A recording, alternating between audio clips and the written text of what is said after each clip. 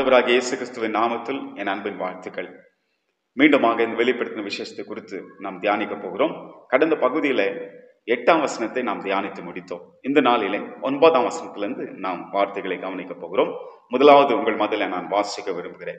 வெளிப்படுத்தின விசேஷம் 1ஆம் அதிகாரம் 9ஆம் வசனம். உங்கள் சகோதரனும் இயேசு கிறிஸ்துவின் நிமித்தம் வருகிற உபத்திரத்திற்கும் அவருடைய ராஜ்யத்திற்கும் அவருடைய பொறுமைக்கும் உங்கள் உடன் பங்காளமா இருக்கிற யோவானாகிய நான் தேவ வசத்தின் நிமித்தம் இயேசு கிறிஸ்துவை பற்றிய சாட்சி நிமித்தம் பத்மு என்னும் தீவிலே இருந்தேன். அன்பானவர்களே, முதல் வார்த்தையை நாம் பார்க்கும் பொழுது உங்கள் சகோதரன் என்று தன்னை அறிமுகப்படுத்துகிறார். யோவானுக்கு அநேக வெளிப்பாடுகளும் அநேக அனுபவங்களும் உண்டு. ஆண்டவராகிய இயேசு கிறிஸ்து இந்த பூமியில அவர் 3 வருஷம் ஊழியர் செய்த சமயத்துல அவரோடு கூட இருந்தவர். விசேஷமாக இயேசுவின் மார்பருகிலே சார்ந்து கொண்டிருந்தவர். சிலுவையில இயேசு மரித்து கொண்டிருக்கிற சமயத்துல, சிலுவை தொங்கிக் கொண்டிருக்கும் சமயத்துல அருகில் இருந்த ஒரு சீஷன், எல்லாருமே இயேசுவை கைவிட்டு போய்விட்டார்கள். ஆனால் இந்த சீஷன் மாத்திரம் சிலுவையின் அருகில இருந்து கொண்டிருந்தார் என்று பார்க்கிறோம். தேவன் மேல அவ்வளோ ஒரு பெரிய அன்பு இருந்தது. இயேசு மரித்து அடக்கம் பண்ணப்பட்டு உயிர்த்தெழுந்த பிற்பாடு கிட்டத்தட்ட 65 வருஷம் அவர் ஊழியம் செய்து பல அனுபவங்களை பெற்ற ஒரு தேவ மனுஷன். ஆனாலும் தன்னை அறிமுகப்படுத்தும் போது எவ்வளவு சாதாரணமாக உங்கள் சகோதரன் என்று சொல்லுகிறார் என்பதை கவனித்து பாருங்கள். நாம் கூட நம்முடைய வாழ்க்கையில பெரிய ஒரு டைட்டிலை நாம் போட்டுக்கொள்ளாமல் சாதாரணமாக ஒரு பிரதர் என்று சொல்லிக் கொள்வதில் நாம் மிகவும் சந்தோஷமா இருக்க வேண்டும். அருமையான தேவ பிள்ளைகளை, பைபிளை நாம் வாசிக்கிறோம். எபிரேயர் 3ஆம் அதிகாரம் 1ஆம் வசனத்தை வாசித்து பார்க்கும் பொழுது அதிலும் எபிரேயருடைய ஆசிரியர் சொல்லுகிறார், பரம அழைப்புக்கு பங்குருளாகிய பரிசுத்த சகோதரரே என்று சொல்கிறார். ஹோலி பிரதர்ஸ் என்று சொல்லுகிறார். இப்படி சகோதரர் என்று சொல்வது மிக ஒரு நேர்த்தியான ஒரு காரியம். இந்த நாட்களில் பிஷப் என்று சொல்வதை காட்டிலும், ரைட் ரெவரண்ட், டாக்டர் என்று டைட்டிலை போட்டுக்கொள்வதை காட்டிலும் சாதாரணமாக பிரதர் என்று சொல்வதில் நாம் எப்பவுமே சந்தோஷமா இருக்க வேண்டும். அது மாத்திரமல்ல, உங்கள் சகோதரனும் இயேசு கிறிஸ்துவின் நிமித்தம் வருகிற உபத்திரம், அதாவது ஆண்டவராகிய இயேசு கிறிஸ்துவின் நிமித்தம் நான் இந்த இடத்துல பத்மு தீவில் இருக்கிறேன், இயேசுவின் நிமித்தம் இந்த பாடுகளை நான் பட்டுக் கொண்டிருக்கிறேன் என்று சொல்லுகிறார். அன்பானவர்களே, பைபிளை நாம் படித்து பார்க்கும்போது 2 விதமான உபத்திரங்கள் உண்டு. ஒன்று ஆண்டவராகிய இயேசு கிறிஸ்துவின் நிமித்தம் வருகிற உபத்திரம், இன்னொன்று சத்ருவினால் வருகிற உபத்திரம். எனவே இந்த 2 உபத்திரத்தை நாம் எப்பொழுதுமே நாம் கண்டுபிடிக்க வேண்டும். ஆண்டவராகிய இயேசு கிறிஸ்துவின் நிமித்தம் படுகிற ஒவ்வொரு உபத்திரத்துக்கும் பலன் உண்டு. இயேசு சுவாமி மலை பிரசங்கத்திலே சொன்னார், என் நாமத்தின் நிமித்தம் உங்களை யாராவது தீமை மொழிகளினால பேசினால் நீங்கள் மகிழ்ந்து களி கூறுங்கள், உங்கள் பலன் பரலோகத்திலே மிகுதியாய் உண்டாயிருக்கும் என்று சொன்னார். அப்போ இயேசு சுவாமி நிமித்தம் நாம் படுகிற ஒவ்வொரு பாடுகளுக்கும் பலன் உண்டு. அவைகளை நாம் சகித்துக் கொள்ள வேண்டும், அவைகளை நாம் ஏற்றுக்கொள்ள வேண்டும். அப்படிப்பட்ட பாடுகளுக்காக தான் நாம் அழைக்கப்பட்டிருக்கிறோம் என்பதை மறந்து போய்விடக்கூடாது. ஆனால் அதே நேரத்துல சத்துருவினால் வருகிற உபத்திரமும் வரும். சில டைம்ல குடும்பங்களை பிரச்சனைகளை கொண்டு வருவான், கணவன் மனைவிக்குள்ள பிரச்சனைகளை கொண்டு வருவான், பலவிதமான தீயமைகளையும் வியாதிகளை கொண்டு வருவான். அவைகளை நாம் என்ன செய்ய வேண்டும் என்றால் எதிர்த்து நிற்க வேண்டும், அவைகளை கட்டி ஜெபிக்க வேண்டும். ஆவிலை நிறைந்து அவை எதிர்த்து ஜெபிக்கும் போது நம்மை விட்டு அது போக ஆரம்பிக்கும். அருமையானவர்களே, அதுதான் சொல்லுகிறார், இயேசு கிறிஸ்துவின் நிமித்தம் இருக்கிற உபத்திரத்தை இயேசு கிறிஸ்துவின் நிமித்தம் வருகிற உபத்திரத்திற்கும் அவருடைய ராஜ்யத்திற்கும் என்று சொல்லுகிறார். அதாவது இயேசு கிறிஸ்து வரப்போகிற நாட்களிலே ஒரு பெரிய ராஜ்யத்தை அவர் ஸ்தாபிக்க போகிறார். அந்த ராஜ்யத்துக்காக நான் காத்து கொண்டிருக்கிறேன் என்பது போலவே அவர் ராஜ்யத்திற்கும், அது மாத்திரமல்ல அவர் பொறுமைக்கும் உடன் பங்காளி என்று சொல்லப்பட்டிருக்கிறது. அது மாத்திரமல்ல, இந்த யோவானாகிய நான் என்று சொல்லி என்ன சொல்லுகிறார் என்றால், தேவ வசனத்தின் நிமித்தம், பிகாஸ் ஆஃப் காட்ஸ் வேர்ட், தேவ வசனத்தின் நிமித்தம் இயேசு கிறிஸ்துவை பற்றிய சாட்சி நிமித்தம் என்று சொல்லுகிறார். இந்த 2 காரணத்துக்காக நான் பத்மு தீவில் இருக்கிறேன், என்னை நாடு கடத்தி விட்டார்கள், இந்த பத்மு தீவில் இருந்து உங்களுக்கு நான் எழுதுகிறேன் என்று சொல்லுகிறார். எந்த காரணத்துக்காக? ஒன்று, தேவ வசனத்தின் நிமித்தம், அதாவது தன்னுடைய தேவ வசனங்களை சத்தியமாய் போதித்தனாலே, சத்தியத்தை சத்தியமாய் சொன்னதுனாலே நாடு கடத்தி விட்டார்கள். அருமையானவர்களை, இன்றைக்கும் இந்த வேத வசனங்களை சத்தியமாய் சொல்லுகிற நபர்களுக்கு நிச்சயமாய் உபத்திரங்கள் உண்டாகும். வேத வசனங்களை நாம் கலப்படம் செய்யக்கூடாது, வேத வசனங்களை நாம் ஆல்டர் பண்ணக்கூடாது, அவைகளை கூட்டக்கூடாது, குறைக்க கூடாது. சத்தியம் என்ன இருக்கிறதோ அந்த சத்தியத்தை அப்படியே நாம் பிரசங்கிக்க வேண்டும். அப்படி சத்தியங்களை சத்தியமாய் பிரசங்கிக்கிற ஊழியக்காரர்களுக்கு நிச்சயமா உபத்திரங்கள் வரும். அதுதான் யோவான் சொல்லுகிறார், வேத வசனத்தின் நிமித்தம் சத்தியத்தை நான் பியூரா பேசினதுனால, சுத்தமான சுவிசேஷத்தை சொன்னதுனால என்ன இந்த நாடு கடத்தி விட்டார்கள் என்று பத்மு தீவில் இருக்கிறேன். அது மாத்திரமல்ல, இயேசு கிறிஸ்துவை பற்றிய சாட்சி நிமித்தம் நான் இந்த பத்மு தீவில் இருக்கிறேன். அப்படி என்றால் என்ன? இயேசு கிறிஸ்துவை பற்றிய சாட்சி நிமித்தம் என்றால் என்ன? அதாவது ஆண்டவராக இயேசு கிறிஸ்து சொன்னார், பரிசுத்த ஆவி உங்களிடத்தில் வரும், நீங்கள் பலனடைந்து எருசலேமிலும் யூதாவிலும் சமாரியாவிலும் பூமியின் கடைசி பரிந்தமும் எனக்கு சாட்சிகளா இருப்பீர்கள் என்று சொல்லி ஆண்டவர் சொன்னார். ஸோ அந்த வசனத்தின் பிரகாரமாக ஒரு விதத்துல இவர் ஆண்டவருக்கு சாட்சியாக இருக்கிறார். அது மாத்திரமல்ல, முக்கியமாய் இயேசு கிறிஸ்துவை பற்றிய சாட்சி நிமித்தம் என்றால் நான் புரிந்து கொண்டது என்னவென்றால் உங்களுக்கு நான் சொல்ல போகிறேன். அதாவது ஆண்டவராக இயேசு கிறிஸ்துடைய மரணம், அடக்க பண்ணப்படுதல், உயிர்த்தெழுதல், இவைகளை பேசினதுனால நான் இந்த பத்ம தீவில் இருக்கிறேன் என்று சொல்கிறார்.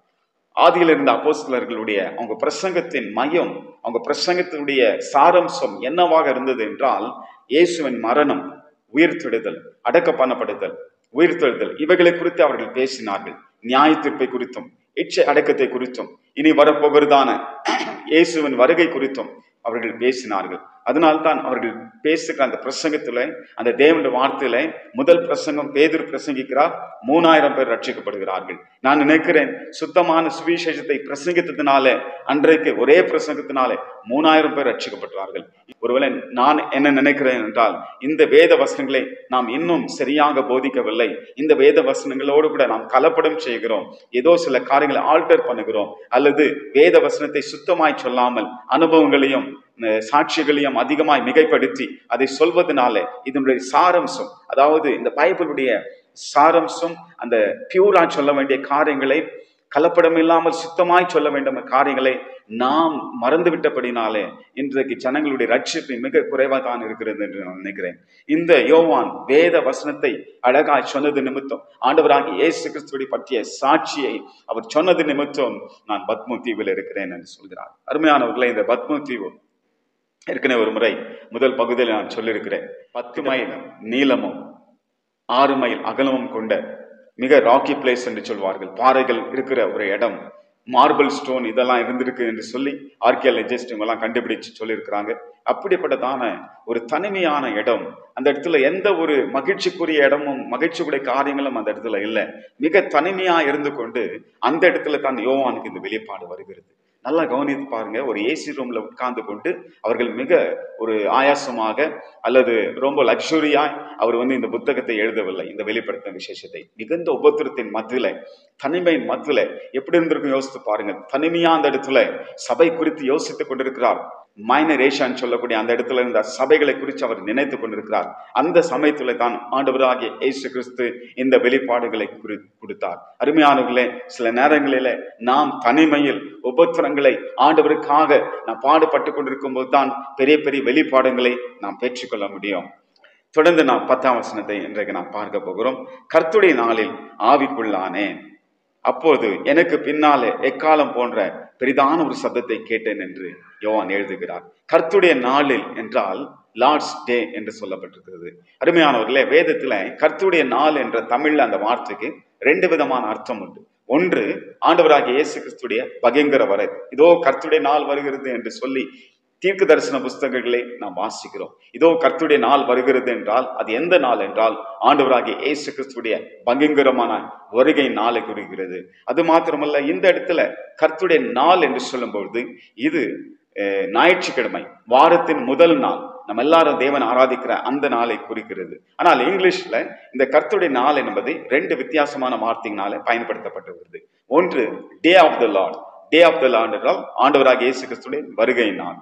லார்ட்ஸ் டே என்றால் தேவன் ஆராதிக்கிற ஞாயிற்றுக்கிழமை, வாரத்தின் முதல் நாள். இதை நன்றாக புரிந்து கொள்ளுங்க. இங்கிலீஷ்ல 2 விதமான வார்த்தை இருக்கும், ஆனா தமிழ்ல கர்த்தருடைய நாள் என்று ஒரே விதமா இருக்கும். அதை நாம் வசனங்களை சூழ்நிலையினால நாம் புரிந்து கொள்ள வேண்டும். அந்த நாளில நான் ஆவிக்குள்ளானேன். அருமையானவர்களே, ஆவிக்குள்ளானேன் என்றால் என்ன? கொஞ்சம் யோசித்து பாருங்கள். அப்படி என்றால் என்ன? எப்படிப்பட்ட ஒரு அனுபவமா இருந்திருக்கும் இது யோவானுக்கு? அதற்கு நாம் சில பரிசுத்த ஆவியின் அபிஷேகத்தை குறித்து சில ஸ்டேஜஸ் இருக்கு, அதாவது ஒவ்வொரு படிகள் இருக்குது. அதை குறித்து கொஞ்சம் நான் சொல்லிவிட்டு பிறகு தொடர்ந்து நாம் பார்க்க போகிறோம். அருமையான தேவ பிள்ளைகளை, பரிசுத்த ஆவியின் அபிஷேகத்தை குறித்து நாம் பைபிளை படிக்கும் போது முதல் ரட்சிக்கப்பட்ட சமயத்துல எபேசருக்கு பவுல் எழுதும்போது அந்த வார்த்தைகளை எழுதுகிறார். ரட்சிக்கப்பட்ட உடனே தேவ ஆவியானவர் நமக்குள் வாசம் பண்ணுகிறார். அதை குறித்து இங்கிலீஷ்ல என்ன சொல்லுவார்கள்? இன்டவலிங் ஹோலி ஸ்பிரிட். நமக்குள் வாசம் செய்யும் பரிசுத்த ஆவியானவர். எபேசியர் 1 அதிகாரம் 13 நான் வாசிக்கிறேன். நீங்கள் உங்கள் ரட்சிப்பின் சுவிசேஷ சத்திய வசனமாகி கேட்டு விசுவாசிகள் ஆன போது வாக்குத்தத்தம் பண்ணப்பட்ட பரிசுத்தாவினால் அவருக்குள் முத்திரை போடப்பட்டீர்கள். 14 அவருக்கு சொந்தமானவர்கள் அவருடைய மகிமைக்கு புகழ்ச்சியாக மீட்கப்படுவார்கள் என்பதற்கு ஆவியானவர் நம்முடைய சுதந்திரத்தின் அச்சாரமாயிருக்கிறார். வேதம் சொல்லுகிறது, நாம் விசுவாசிகள் ஆன பொழுது, நாம் ரட்சிக்கப்பட்ட உடனே ஆண்டவராகிய இயேசு கிறிஸ்து, ஆண்டவராகிய தேவன் பரிசுத்த ஆவி நமக்குள்ள அனுப்பி நமக்கு ஒரு முத்திரை போடுகிறார். நீ எனக்கு சொந்தமான பிள்ளை, நீ எனக்கு சொந்தமான மகன், நீ எனக்கு சொந்தமான மகள் என்று சொல்லி நம்மள முத்திரை போடுகிறார். அது எதை காட்டுகிறது என்றால், நமக்குள் வாசம் செய்யும் பரிசுத்த ஆவியானவர். இன்டவலிங் ஹோலி ஸ்பிரிட். இதுதான் முதல் ஸ்டேஜ். ஃபர்ஸ்ட் ஸ்டேஜ் இதுதான். முதலில் நாம் ஆவியானவரை நமக்குள்ள வாசம் பண்ணுகிறார் என்பதை மறந்து போய்விடக்கூடாது. அன்பான தேவ பிள்ளைகளே, அந்நிய பாஷை என்பது தொடர்ந்து அடுத்த அனுபவங்கள் வரக்கூடியது. சிலர் அந்நிய பாஷை பேசாமல் இருக்கிறார்கள். இப்போ நம்ம அவர்களை அவருக்குள் ஆவியானவர் இல்லை என்று நம்ம நியாயத்திருக்க கூடாது. நல்லா கவனிங்க. பரிசுத்த ஆவியானவர் ஒருக்குள் வாசம் பண்ணி கொண்டிருக்கிறார். யாரெல்லாம் ரட்சிக்கப்பட்டிருக்கிறாங்களோ, ரட்சிக்கப்பட்ட ஒவ்வொரு தேவ பிள்ளைகள் உள்ளத்துல ஆவியானவர் வாசம் செய்து கொண்டிருக்கிறார். எனவே அவர்கள் அந்நிய பாஷை பேசவில்லை என்றால் ஆவியானவர் அவர்களுக்குள் இல்லை என்று நம்ம தீர்க்க முடியாது, கன்க்ளூஷன் வர முடியாது. ஏனென்றால் ஆவியானவர் உள்ள இருக்கிறார். ஆனால் 2வது எக்ஸ்பீரியன்ஸ்ல ஆவியானவர் மேல இருந்து, அதாவது வல்லமையாய் இறங்கி வருகிறார். அதை குறித்து தொடர்ந்து நாம் பார்க்க போகிறோம். இப்போ முதல் காரியம் விசுவாசிகள் ஆன போது முத்திரை பெறுகிறோம். அதாவது தேவன் நமக்குள், ஆவியானவர் நமக்குள் வாசம் பண்ணுகிறார். 2வது பேப்டிசம் ஆஃப் ஹோலி ஸ்பிரிட், பரிசுத்த ஆவியின் ஞானஸ்தானம். இதை குறித்து ஆண்டவராகிய இயேசு கிறிஸ்து சுவிசேஷ புஸ்தகங்களில் அப்போஸ்தலர் நடபடிகள் 1 அதிகாரத்திலும் நாம் வாசித்து பார்க்கிறோம். இதோ சில நாட்களில நான் உங்களை அபிஷேகம் பண்ணுகிறேன், பிதாவின் வாக்குத்தத்தம் நிறைவேற நீங்கள் காத்திருங்கள் என்று சொல்லி ஆண்டவர் கட்டளையிட்டார். உங்களை அக்னினாலும் பரிசுத்த ஆவியினாலும் நான் ஞானஸ்தானம் கொடுக்க போகிறேன் சொன்னார். இதுதான் பேப்டிசம் ஆஃப் ஹோலி ஸ்பிரிட். அப்படி என்றால் இப்போ பேப்டிசம் என்றாலே மீனிங் என்னவென்றால் ஞானஸ்தானம் மூழ்கடிப்பது, அதாவது இம்மர்ஸ்ட் என்று சொல்லுவாங்க. இம்மர்ஸ்ட் என்றால் தண்ணீர்ல மூழ்கி எடுப்பது, முழுவதுமாய் தண்ணீர்ல முழுவதுமாய் மூழ்கி எடுப்பது. அதே போலதான் ஆவில கர்த்தர் நம்மை மூழ்கி எடுக்கிறார்.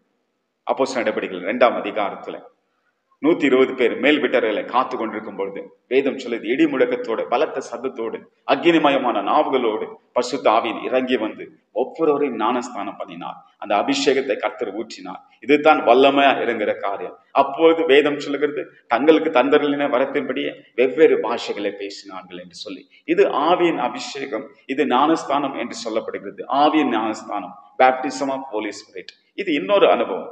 3வது அனுபவம் filling of the Holy Spirit, அதாவது நிரப்பப்படுதல், தேவ ஆவியினால நிரப்பப்படுதல். நல்லா கவனிங்க, ஒரு காரியத்தை சொல்றேன். நீங்க ஆவியின் அபிஷேகத்தை பெற்று விட்டீங்க, அதோடு முடிஞ்சதில்ல, நீங்க டெய்லி நிரப்பப்படணும்.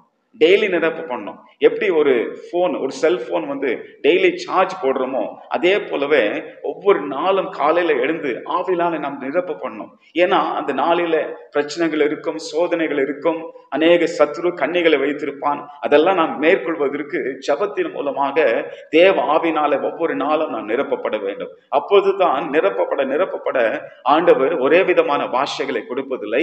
அந்நிய பாஷை குறித்து பார்க்கும்போது அநேக பாஷைகளை, புது புது பாஷைகளை ஏன் ஒவ்வொரு நாளும் ஆண்டவர் கொடுப்பார். அப்போ இது நிரப்பப்படுதல். பைபிள் அப்போஸ்தலர் நடபடிகளை வாசித்து பாருங்க.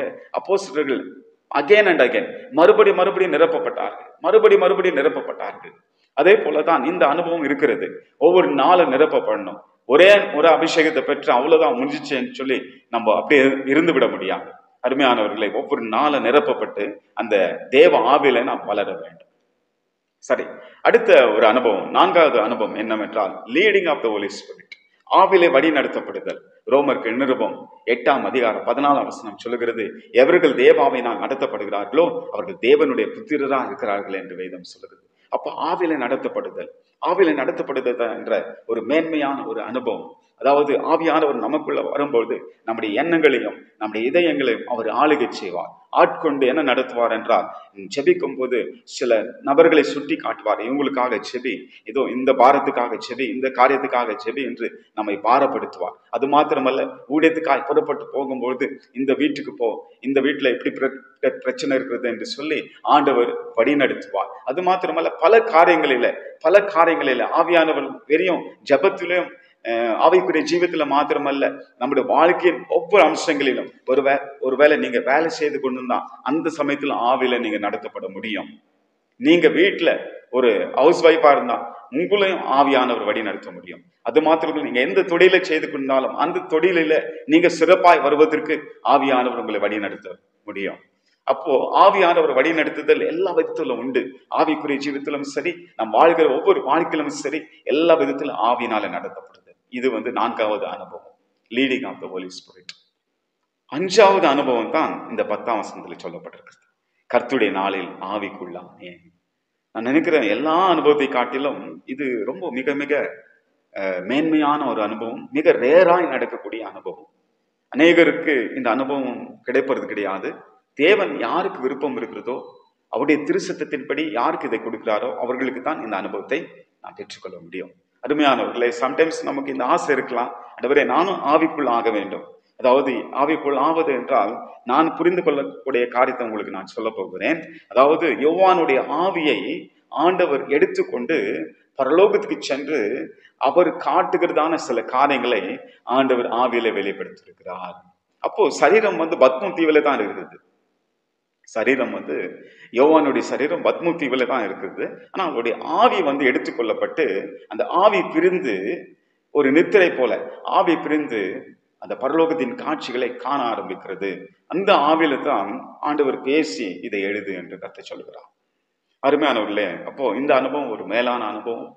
நான் நினைக்கிறேன் பவுலு கூட இந்த அனுபவம் இருந்திருக்கிறது. 2 கொரிந்தியர் 12ஆம் அதிகாரத்துல தன்னை பற்றி மறைமுகமாக அவர் சொல்லும்போது, நான் 3ஆம் வானத்துக்கு எடுத்துக்கொள்ளப்பட்டு மனுஷர் அறியப்படாத பாஷைகளையும் தூதர் பாஷைகளை பேசுகிறதை நான் கேட்டேன் என்று சொல்லுகிறார். சோ நான் நினைக்கிறேன் இந்த அனுபவம் கூட ஆவியில அவர் எடுத்துக்கொள்ளப்பட்டிருக்கிறதான ஒரு அனுபவமா இருந்துக்க முடியும். சோ அப்போ ஆவில நிரப்பப்படுதல், ஆவில ஞானஸ்தானப்படுதல், ஆவியார் நமக்குள்ள வாசம் பண்ணுதல், ஆவியினால நடத்தப்படுதல், இதெல்லாம் காட்டிலும் ஆவிக்குள் ஆகுதல், I was in the spirit, இங்கிலீஷ்ல I was in the spirit அப்படின்னு சொல்லப்பட்டிருக்கிறது. ஆவிக்குள் ஆகுதல் என்று ஒரு மேன்மையான அனுபவம், ரொம்ப ரேராக நடக்கிற அனுபவம். இந்த அனுபவத்தான் யோவான் பெற்றார். அப்போ என்ன சொல்லுகிறது என்றால், அப்போது எனக்கு பின்னால எக்காலம் சத்தம் போன்ற ஒரு பெரிதான சத்தத்தை கேட்டேன்.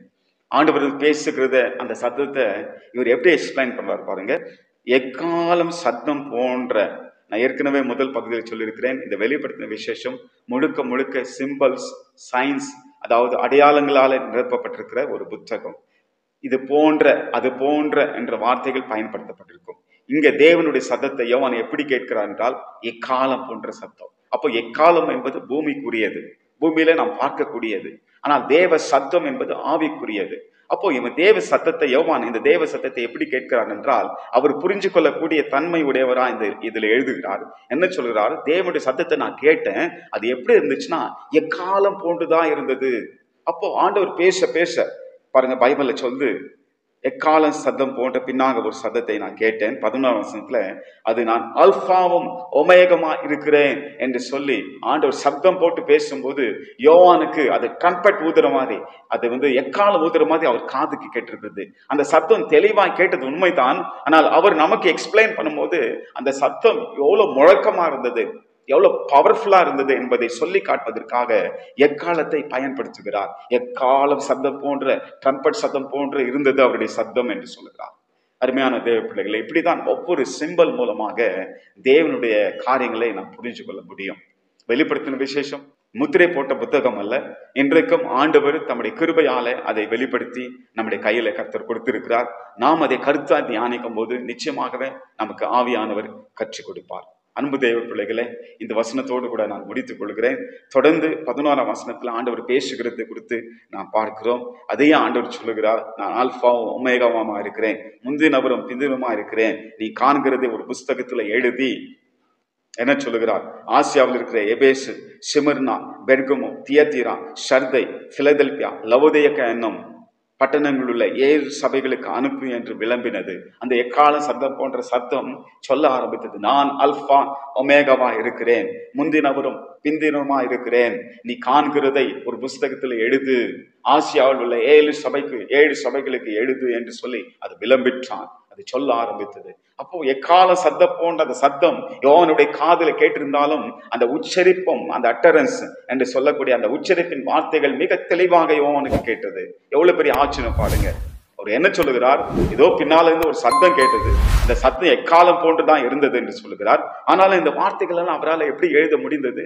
அது எக்காலம் போன்ற சத்தமா இருந்தாலும் அந்த உச்சரிப்பின் வார்த்தைகள் ஆவியின் வல்லமையினாலே அவருக்கு தெளிவாக கேட்க ஆரம்பித்தது. அருமையான தேவ பிள்ளைகளே, இப்படித்தான் ஆண்டவர் நம்மோடு கூட அவர் பேசுகிற தேவனா இருக்கிறார்.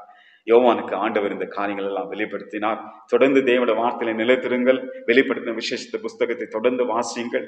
எத்தனை முறை வாசித்தாலும் இது நமக்கு பெரிய ஆஸ்வதமா இருக்கும். தொடர்ந்து வாசியுங்கள். நிச்சயமாகவே கர்த்தர் உங்களை ஆஸ்வதிப்பார். God bless you.